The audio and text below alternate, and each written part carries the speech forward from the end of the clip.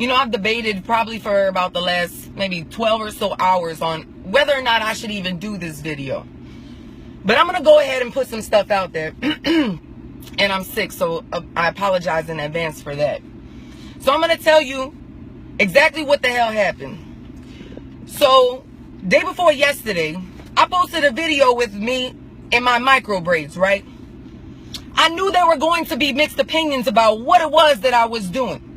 I already knew this. Like, I was conscientious of what it was that I was doing. I've been having my hair micro braided every single summer dang near for the last, I don't know, maybe 10 years, right? Supporting my girl who does my hair, right? I did it for, when I was studying history, I came across braiding. I came across that, and I didn't even think about it when I first got them done. I didn't even think about that bigger picture. My bad for my ignorance, right? But studying it, it goes beyond African thing. It goes beyond all of that. There were many reasons. Asians did it. Europeans did it. Africans, of course, did it. The Egyptians, Native Americans, buku people used to braid their hair for a multitude of reasons. A multitude of reasons. All of a sudden, these females started commenting. Vastly majority females started commenting about cultural appropriation. Saying, well, black women get judged for wearing their hair like that. You think that I don't get judged for wearing my hair like this? And I get it from all sides. I get it from white people who think that I'm not white enough to be fucking them. Dang, you got me cursing already. Dang, I am so sorry. You got white people judging me for wearing my hair like this. You think that I haven't had my job threatened for wearing my hair like this? You think that I haven't been judged? Look at how you're commenting. Look at how you are right now. Look at how you're behaving. Jane Elliott did a seminar.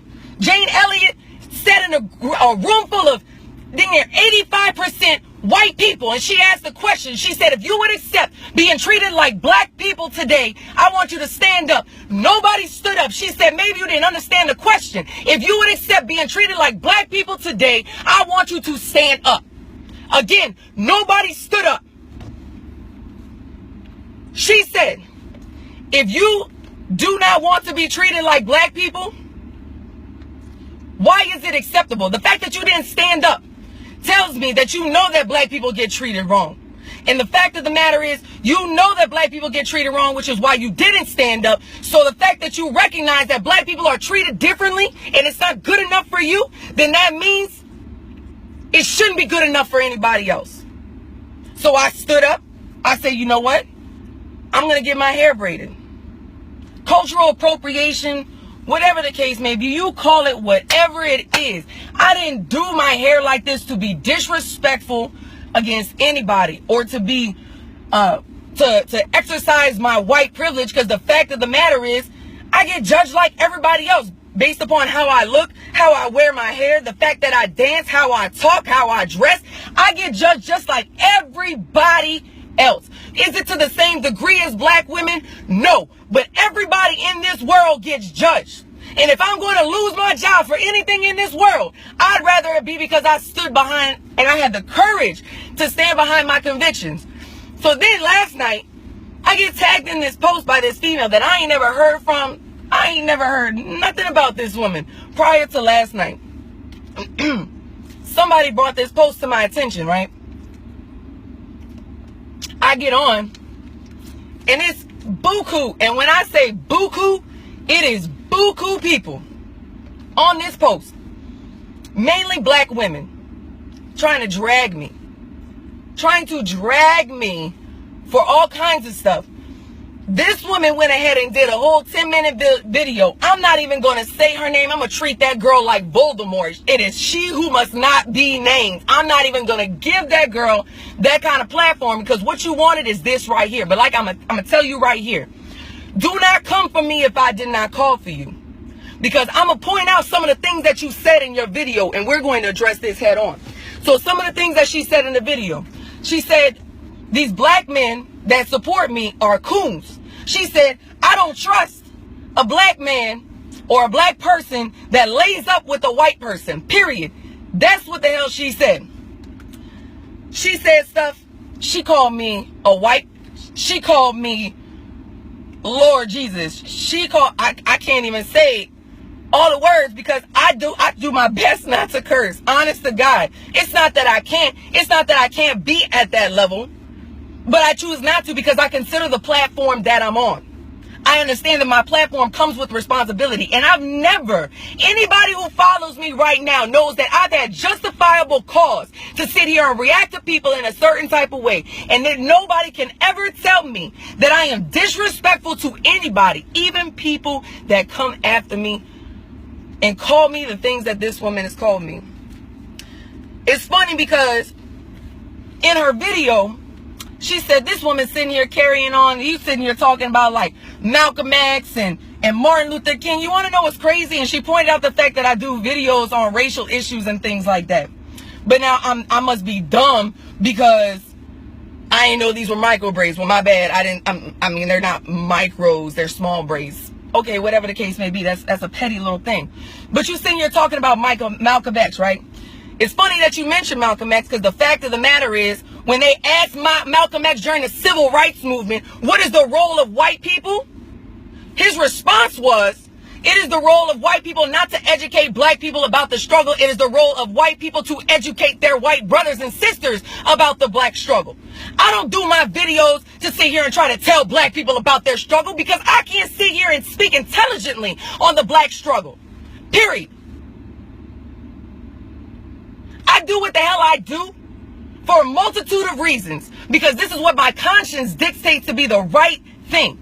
You said things that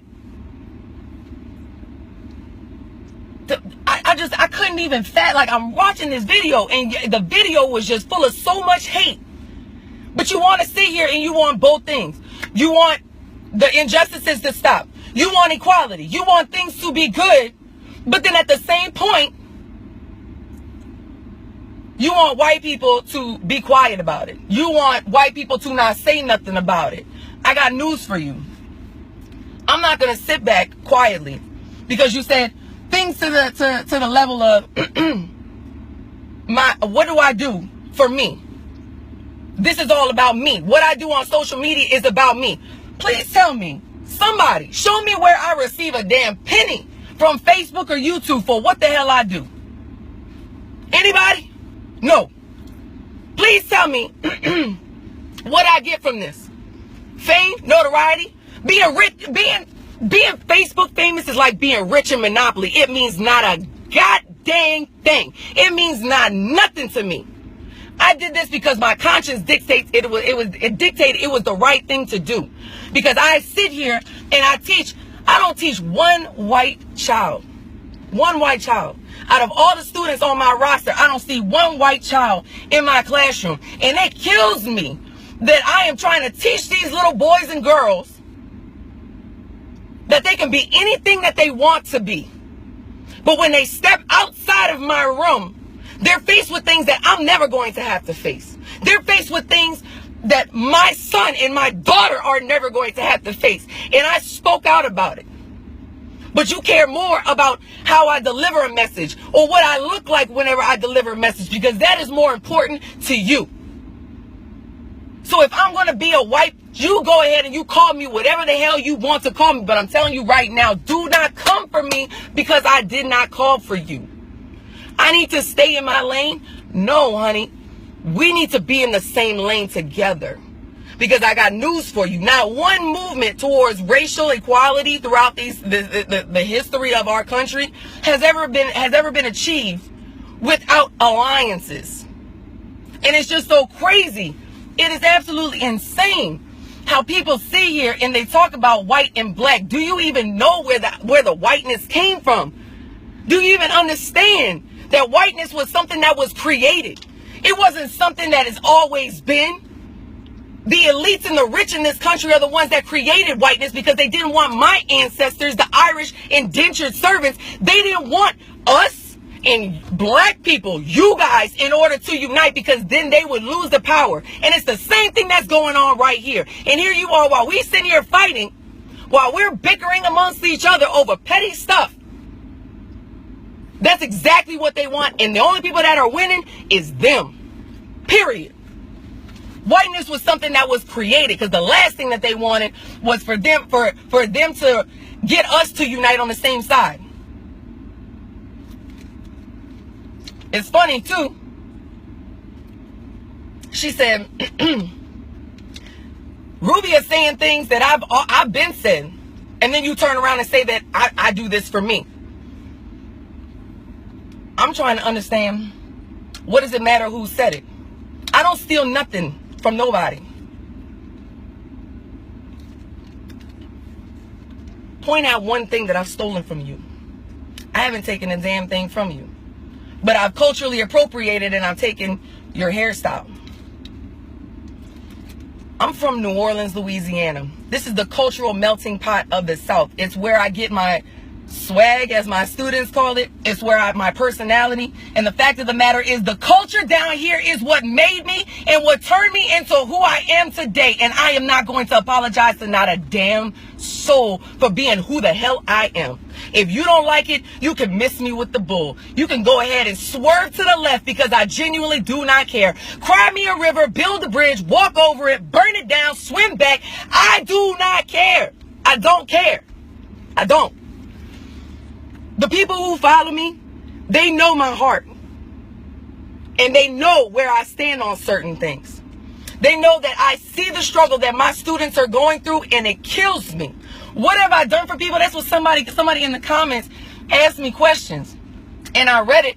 But there's no reason why I'm going to sit here and jump on a thread, because nobody's sitting there having an intellectual conversation. Nobody wants to sit here and have an open dialogue. Nobody wants to work towards anything, because everybody's just ganging up on anybody that has an opinion that is different than their own. It's one of the things that actually kills me about my page, because some of you guys jump to my defense thinking that you're doing me a favor because somebody says something negative about me, and then you attack them for it as if that's what I stand for, as if that's what I represent. I don't need blind followers. I don't mind people sitting here and disagreeing with whatever it is that I have to say, as long as we show a modicum of respect to everybody. But nothing in that post, nothing in that thread was productive. Everything that was being said in that thread was white. She likes the BBD. She wants the black. She wants this. No matter how many black you get, it doesn't even. Yeah, that's the only thing that was going up and down in that damn thread. And to sit here and say that I do this, it's all about me, but yeah, you sit here and turn around and say something to the effect of, well, I say the same thing, but I don't get 1 million views. Really? But it's all about me, right? Okay. All right.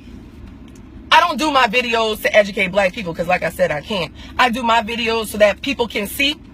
More importantly, there are millions of white people that feel the exact same way that I do about racial injustices and the things that are going on in this country, but they don't speak out about it. And you want to know why? Because of stuff like this.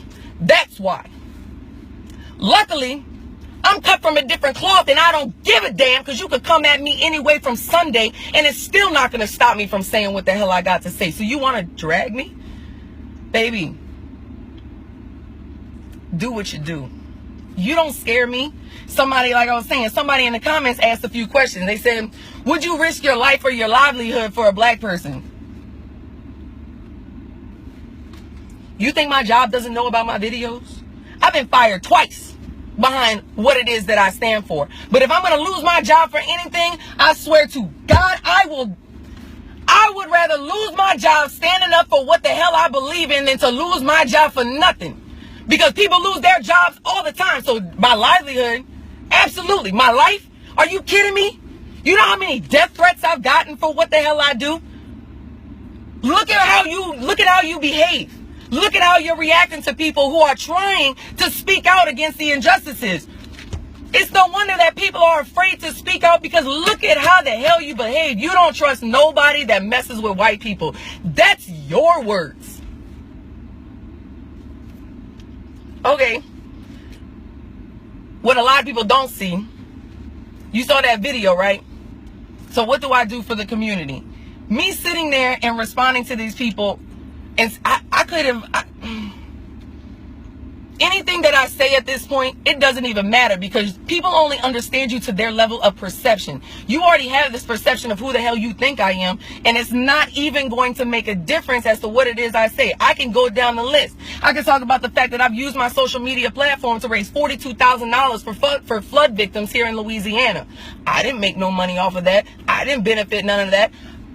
But it doesn't matter, because you only see what the hell you want to see. I can sit here and say that I've raised thousands of dollars for the kids inside of my classrooms to buy uniforms and belts and shoes and socks and pens and pencils and all kinds of stuff for my classroom for these kids, because these kids come to my room with nothing. They come to my classroom with nothing. But you ain't going to see all of that. I can sit here and I can talk about the fact that that video and this hair that you judging so much, you only saw, oh my God, it's summertime, let me get my braids, but you neglected everything else in that post. More importantly, you neglected the fact that I used my platform to shout out my homegirl in a locally owned black business. You ain't gonna see all that though. You don't want to see all that, because again, you only see things to the level of your perception. I'm not gonna sit here and argue with you, because it makes no sense. It makes no sense to sit here and try to argue with you, because you've already made your mind up. Period.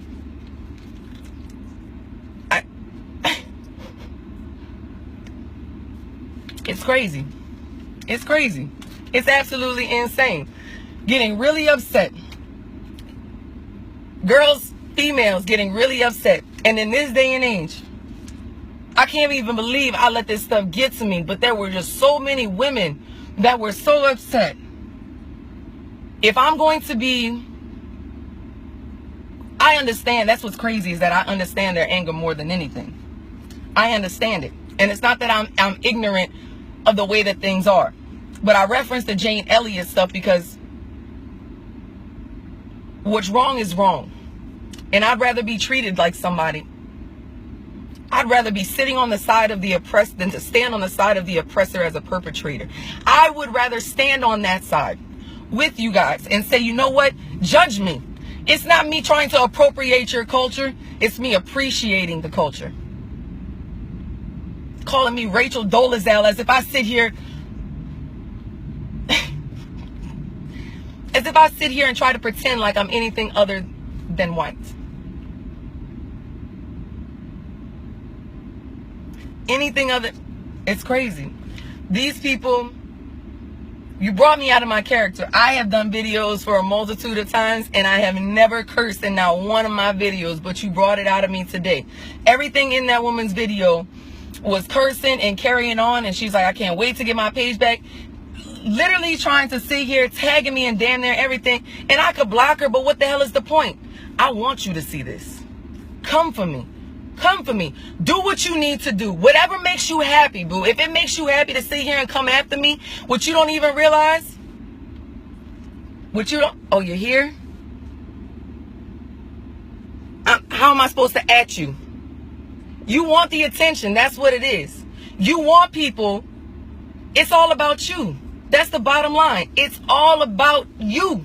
You sit here and say it's all about me. It's all about you. I didn't even know your name. And what's crazy is, I love you.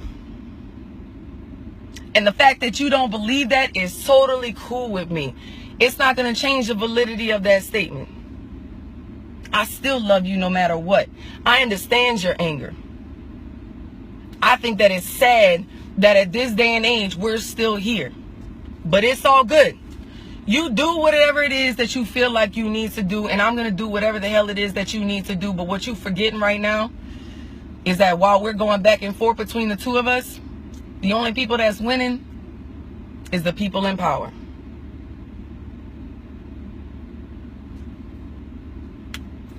I don't know what else I could possibly say at this point. I guess I'm just going to go back to being my cave woman, my white.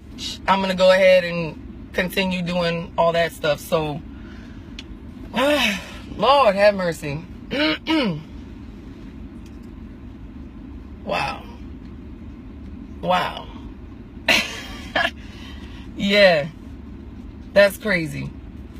Go ahead and do your next video, Mom. It is what it is. You want the following. Go ahead and take it.